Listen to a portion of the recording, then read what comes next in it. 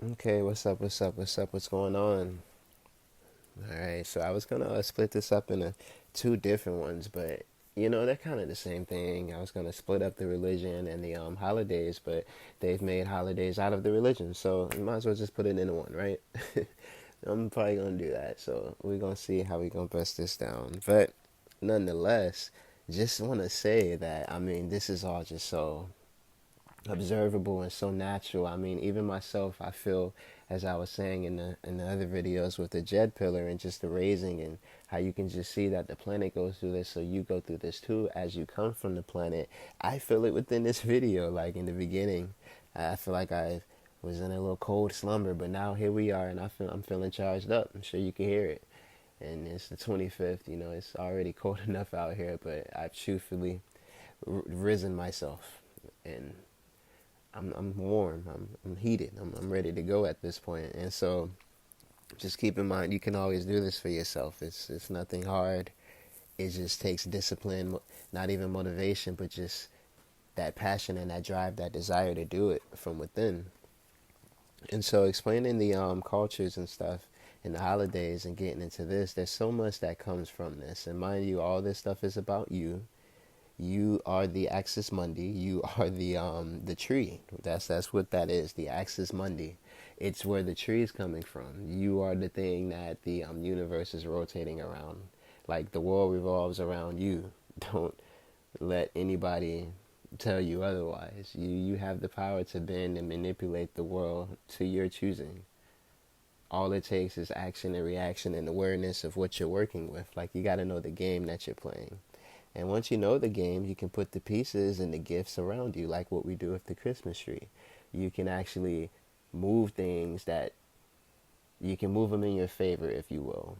You can put things around you and place them and create your little earthly paradise. And so the tree itself, I know that sounds a little Christmassy and Santa Clausy, but looking at even the Americans, the Mesoamericans, they had this culture of the evergreen tree. Like when they made the Great Law of Peace, the guy in Ashikaga, they actually, you can read it up to yourself. It's basically where the United States Constitution comes from, with Benjamin Franklin when he was hanging out with the Iroquois Confederation or the Haudenosaunee Confederation, same people. And in their confederation or their constitution that they made with each other, they had a couple of practices. And so, actually, showing off some of these practices. Let's see. Showing off some of these practices. Yeah, let's go ahead and take a look at some of them. Um, yeah. So antlers. Yeah. Antlers. Here we are. So I think they're called wampanoags. I can't even pronounce that. I believe it's wampanoags, but in our English language, it'll be Article 20. And I think Article 28. But you see here it says, "Behold the brightness of the sun, and in the brightness of the sun's light I depose of you your title and remove the sacred emblem."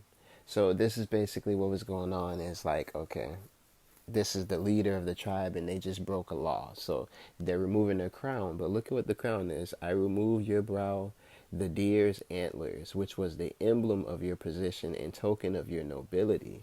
So just keeping in mind the culture, the symbolism, and all this type of stuff. This is kind of where Santa Claus is coming from, and it's very Western relations. Like it was always this Western type of culture, and even the Mesoamericans is what I'm showing you had a culture that had antlers, had sun observance, which is what I was telling you in the last video.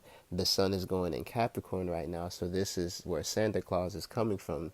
It's an offset anagram for Saturn. Santa comes from Saturn, and it's that checker energy, as I was telling you about. That it's a good time to reflect and see what you've done good and what you haven't done good for yourself. This that naughty or nice list. And obviously they have the reindeer, so there's the antlers right there. Like the symbolism is replete. They keep it pretty consistent. And if you look here at some more symbolism, the Obviously, the ancient Hykuptans, the Egyptians, they definitely had a sun culture. There was a lot of sun gods and stuff in the old world. Actually, that's why I brought up the Mesoamericans. We all know they had the sun temples and the sun worship there as well. So with the Egyptians or whatever, you see in the middle, that's the Jed pillar I was telling you about. You still have the two people, and then you have the six on the side, which when you flip that into duality is 12, and the Jed pillar is raised, which is why they're praising it. And so that Ankh in the middle, which is a symbol of life, renewal, that's the energy of male and female too, right? You have the two arms holding up the energy source, which that is symbolic of their sun. That's how they drew their sun. And that's the Egyptian culture. When you keep this going, you'll see that within Christianity, they have the two on the side still, and they have, this looks like hold on, this let's just look at this. This looks like the same, doesn't it?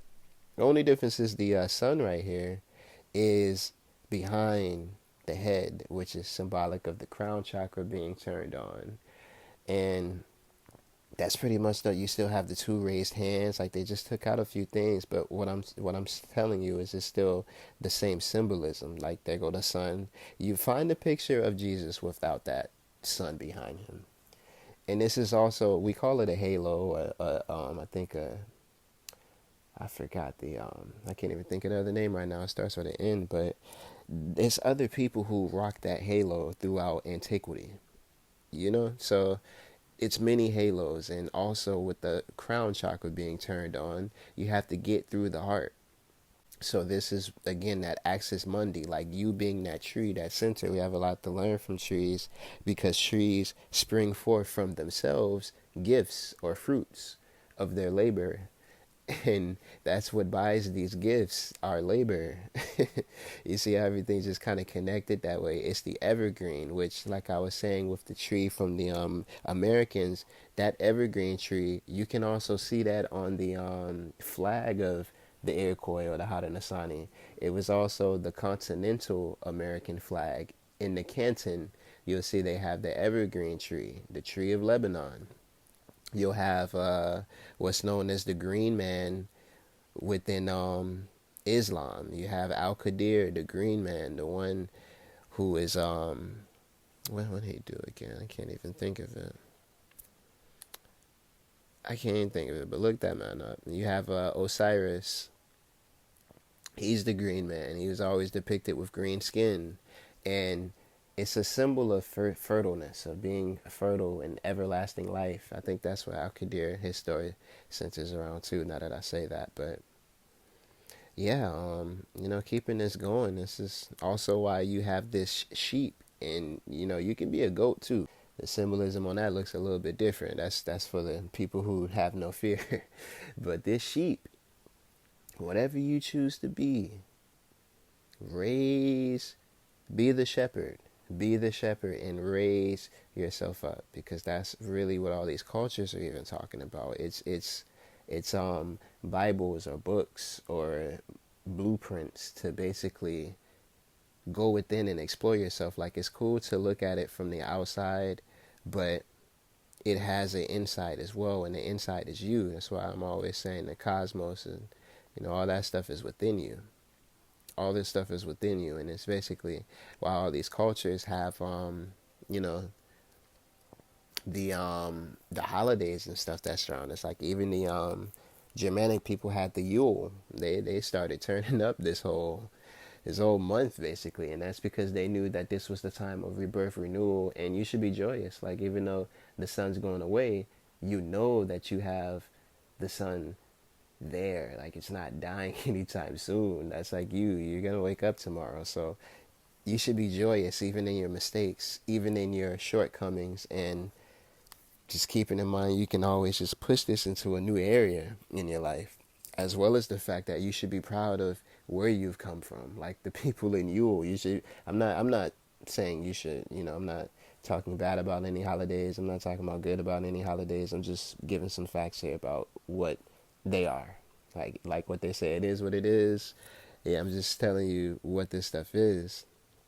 But again, you are the Access Monday, and you should be proud of where you've even came from in your journey, as well as picking up from that journey to see where you're heading. Like you have to know your past to know where you're going to. So reflect a little bit. This is what all this stuff Naughty and Nice list is really talking about. You don't outgrow this stuff, adults. This is for you as well. It's just obviously we're adults, so we don't really get into the Santa Claus thing anymore. That doesn't mean that we shouldn't do the Santa Claus list. The problem is, or really the solution, or what you should be looking at is, we don't need an external source to be checking up on us anymore. Naughty or nice. We don't need Santa Claus to do that anymore because we have ourselves, right? More akin to that Jed pillar.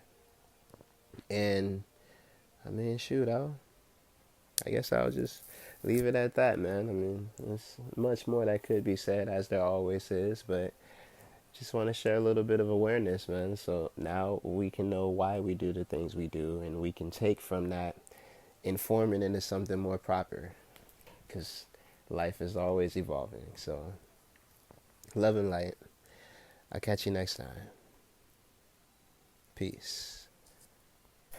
Yo, so if we sliding out of here right, I do want to say one more thing, because I think that it is important to keep this on your consciousness. The fact that this is definitely the time to come together. So just go and be around the people that matter most to you. Be around the people that care for you, the people that keep you warm, because in a time like this where there's not much heat to go around, nothing can help better than another soul, another person, with all this warm love and joy that we have to give to each other, as well as the fact of, that chimney that he goes down when he goes and gets those gifts. He gets them, I won't even say he gets them from there, but I will say that that is your spine. Like I was saying, that chimney, that the Jed pillar, the chimney is your spine that heat goes up and down. And the gifts are always at the bottom, because that is your root chakra, the base of your energy. That heat, that warmth, where all of your heat lies, that sexual organs, right? That's where the hottest part of your body is. And so, again, this is all symbolic, man. Go down that chimney of yourself. Go down to the base, the root of your energy, and bring that all the way up through your chakras. So that way you can receive the gifts of life, the gifts of joy, and you can benefit from your fruits. And that's how I'll end it, man. Peace, love, and light. Catch you next time. For real this time, though. Peace.